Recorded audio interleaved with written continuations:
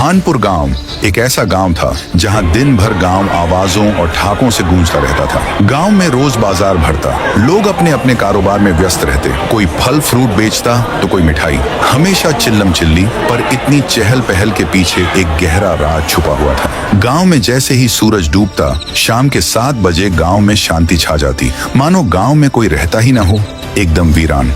7 बजे के बाद लोग अपनी महंगी गाड़ी चलाते चलाते उतर जाते कि कहीं इंजन की आवाज ना हो जाए। घरों में के टीवी तक तुरंत बंद कर दिए जाते।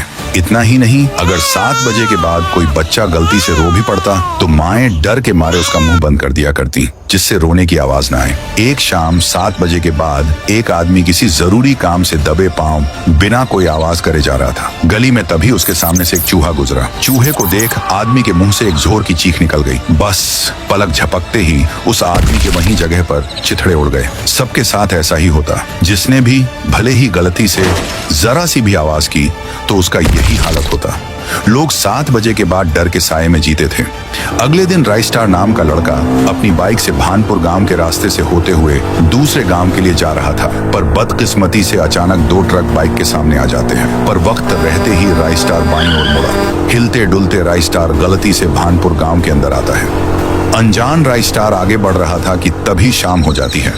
चारों तरफ से सिर्फ एक ही आवाज गूंज रही थी, कृपया सारे लोग कदम भी फूंक फूंक कर रखिए, जरा सी भी आवाज आपकी मौत की कारण बन सकती है। 7 बजने में कुछ ही मिनट बाकी है। तभी राइस्टार देखता है कि बाजू से एक आदमी राइस्टार के सामने सफेद कार खड़ी करके उसमें से उतरता है और कार को धक्के मारते हुए कार को आगे बढ़ा रहा। उस आदमी ने जैसे ही कार पार्क की, राइस्टार हैरानी से बाइक से उतर के उस आदमी के पास चला जाता है और उसे कहने लगता है, अरे भाई, मुझे एक बात बताओ कि तुम गाड़ी चलाते चलाते अचानक धक्के मारने क्यों लगे थे? क्या तुम्हारी गाड़ी खराब हो गई है? और ये जो सब लोग दबे पांव चल रहे हैं, ये अजीब सी खामोशी और फुसफुसाहट क्या है? वो आदमी पसीने में भीगा हुआ था। उसने घबरा कर कहा, तुम्हें अगर अपनी जान प्यारी है और मरना नहीं है तो अपना मुंह बंद रखो। 7 बजने को केवल 2 मिनट ही रह गए हैं बस। तुम दूसरे गाँव के लगते हो, इसलिए अनजान हो। चलो मेरे घर में जल्दी से, पर याद रखना अंदर जाकर जरा सी भी आवाज मत करना, वरना हमारी खैर नहीं। राइस्टार को कुछ समझ नहीं आया, पर उस आदमी की आंखों में खौफ देखकर वो चुपचाप उसके पीछे पीछे उसके घर के अंदर चला गया। अंदर राइस्टार ने पूछा, अरे अब बता भी दो कि तुम लोग इतना डरे हुए क्यों हो? ऐसा क्या है 7 बजे के बाद? पर वह आदमी राइस्टार को चुप रहने का इशारा करता रहा। राइस्टार के पास चुप रहने के अलावा कोई और रास्ता नहीं था। उस रात उसे सिर्फ अपनी धड़कनों की आवाज आ रही थी। अगली सुबह होते ही राइस्टार का सब्र जवाब दे गया। वो उस आदमी पर गुस्से से चिल्लाया, देखो भाई, तुम जो कोई भी हो, मुझे साफ साफ बताओ, तुम मुझे 7 बजे के बाद बोलने क्यों नहीं दे रहे थे, ना कोई आवाज करने दे रहे थे? आखिर इस गांव में ऐसा क्या खौफ है? बताओ जल्दी। तुम्हारे कहने पर मैंने बिना आवाज करे रात तो बिता ली, अब और चुप रहने की क्षमता नहीं है मुझ में। उस आदमी ने एक लंबी ठंडी सांस ली और बोला, अरे तुम्हें क्या बताऊं भाई, हमारी जिंदगी 7 बजे के बाद किसी नरक से कम नहीं रह जाती है। जो कोई भी थोड़ी सी भी आवाज करता है, उसके बदन के 4 टुकड़े हो जाते हैं, मानो किसी ने उसे हवा में ही चीर दिया हो। हर शाम 7 बजे किसी न किसी की मौत होना तय है। इसलिए तो मैं तुम्हें बार बार कह रहा था कि आवाज मत करो, वरना तुम भी बाकियों की तरह अपनी जान से हाथ धो बैठते। उल्टा मुझे शुक्रिया बोलने के बजाय ताने मार रहे हो। इस आदमी की बात सुनकर राइस्टार के रोंगटे खड़े हो गए। उसको एहसास हुआ कि वह कैसे बच पाया था, पर वो डरने वालों में से नहीं था। उसके दिल में एक आग जल उठी कि आखिर इस दहशत के पीछे राज क्या है। उसने फैसला किया कि वो इस डर का सामना करेगा। राइस्टार गांव के बाहर आकर 2 सबसे ताकतवर और बड़े बड़े स्पीकर लगाने लगा। राइस्टार ने वो स्पीकर्स सारे गांव के हर घर की छत पर, हर ऊंचे पेड़ पर और टावर पर लगा दिए और उन सबको एक साथ जोड़ दिया। शाम हुई, 7 बज गए। गांव में मौत का सन्नाटा छा गया, पर राइस्टार ने लगाए हुए स्पीकर भी अपना कारनामा शुरू कर देते हैं। कान फाड़ देने वाली भयानक आवाजों से पूरा भानपुर गांव गूंज उठा। तभी अचानक आसमान में काली बिजली के साथ थूंग थूंग बहुत तेज गुस्से में गांव के बीचों बीच उतर आया। उसकी आंखें आवाज को सुन उसके कानों में से खून निकल रहा था। थूंग थूंग चिल्लाया, नहीं छोड़ूंगा, नहीं छोड़ूंगा किसी को। किसको मारूं, कैसे मारूं?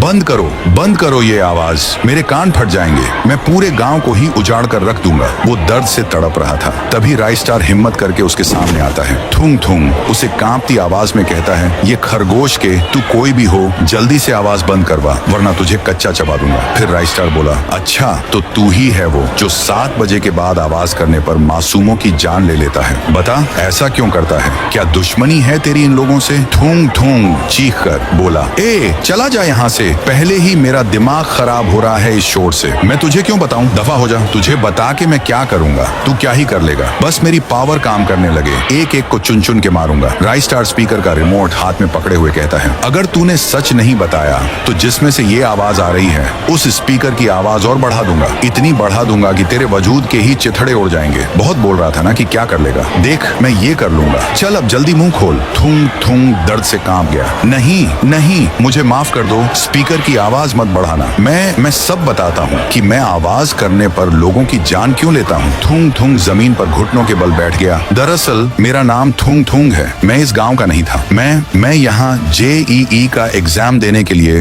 रहने में के लिए कमरे की तलाश करते हुए इस गांव आया था। एक रूम मुझे मिल भी गया। कल मेरा एग्जाम था, इसलिए मैं रात को अपने कमरे में बैठकर पढ़ रहा था। मेरे लिए वो इम्तिहान मेरी जिंदगी था। पर मेरे रूम के बाहर गांव के सरपंच के कुछ गुंडे बेटे नशे की हालत में गाने की आवाज फुल बढ़ाकर नाच रहे थे, गालियां बक रहे थे। मुझे उनकी गानों के आवाज से पढ़ने में डिस्टर्ब हो रहा था। मैं बस उनके पास गया और उनसे मिन्नत की, भाई प्लीज आवाज कम कर लो यार, कल मेरा पेपर है, मेरी जिंदगी का सवाल है, मुझे तुम्हारे आवाज से डिस्टर्बेंस हो रही है। पर वो जानवर, उन्होंने मेरी एक न सुनी, उल्टा मुझे ही गाली बकने लगे। देख रहे बिडू, लोग आज तक अपुन से किसी ने सर उठा के भी बात नहीं करी, और ये पढ़ाकू बंदर जैसा दिखने वाला लड़का अपुन को ज्ञान पेल रहा है और हमारी पार्टी को खराब कर दे लिए है इसने।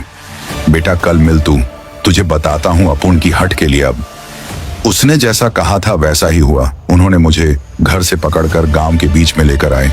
वहां लोगों की सभा बिठाई गई। फिर सरपंच के बेटे ने मुझ पर झूठा इल्जाम डाला। अरे गांव वालों, ये पढ़ाकू बंदर जैसा दिखने वाला लड़का कोई स्टूडेंट नहीं है, बल्कि चोर है। साला कल रात 1 बजे मैंने इसे एक घर पे चोरी करते वक्त रंगे हाथ पकड़ लिया हूँ। मैं तो कहता हूँ इसे चोरी करने में, जुर्म में दर्दनाक मौत दे। गांव वाले भी उसके बहकावे में आ गए और उन्होंने सरपंच के बेटे का साथ दिया। उसके बाद मेरा सर ही काट डाला। मैं दर्द से चिल्लाता रहा। उसके बाद वह तीनों ही जीप में बैठकर दूसरे गांव में रहने के लिए चले गए। मुझे इंसाफ नहीं मिला, मुझे उनको जान से मारना है। मेरी तरह उन्हें भी दर्द देना चाहता हूँ। मेरी पढ़ाई, मेरे सपने, मेरी आवाज, सब कुछ उस रात के शोर में दफन हो गया। बस तभी मैंने कसम खाई कि अगर मेरी मदद की आवाज किसी ने नहीं सुनी तो आज के बाद इस गांव में 7 बजे के बाद कोई और आवाज कभी नहीं गूंजेगी। जो आवाज करेगा वो मेरे अंजाम को पहुंचेगा। राइस्टार की आंखें भी नम हो गईं। ये तो सरासर जुल्म था। उसने स्पीकर की आवाज धीमी की। थूंग थूंग, तुम्हें इंसाफ नहीं मिला, पर तुम्हारा बदला भी अधूरा है। तुम्हारे असली गुनहगार वो गुंडे और वो सरपंच का बेटा, इन्हें तुम्हारे पास जरूर लाऊंगा। अगले गांव की सुबह राइस्टार ने वह 3 गुंडों को पकड़कर गांव वालों के सामने ले आया। उन्हें भी उसी सूखे पेड़ पर उल्टा टांगा और लोगों के सामने राइस्टार ने उन तीनों का भी सर एक ही बार में धड़ से अलग कर दिया। थूंग थूंग को इंसाफ मिल चुका था। उसके बाद भानपुर में 7 बजे के बाद कभी वो खौफनाक सन्नाटा नहीं हुआ। गांव वाले एक साथ झूम उठे। तो गाइस, आपको ये वीडियो कैसा लगा जरूर कमेंट में बताना, और इस वीडियो को लाइक ठोक के सब्सक्राइब बटन तोड़ दो ताकि आप सबसे पहले हमारी ऐसी कहानी देख सको।